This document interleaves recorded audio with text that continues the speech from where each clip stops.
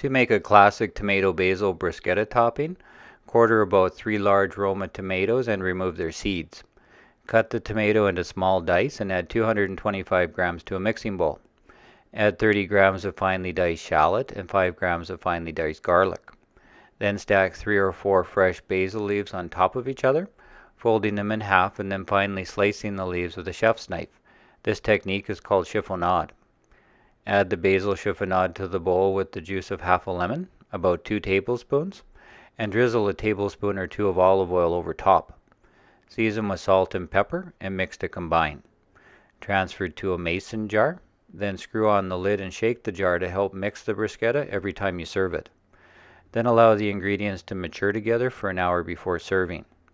Makes about 2 cups or 500 milliliters and is usually served on a piece of toast called a crostini as an appetizer. Stored in the refrigerator, tomato basil bruschetta topping will be at its best for a couple of days.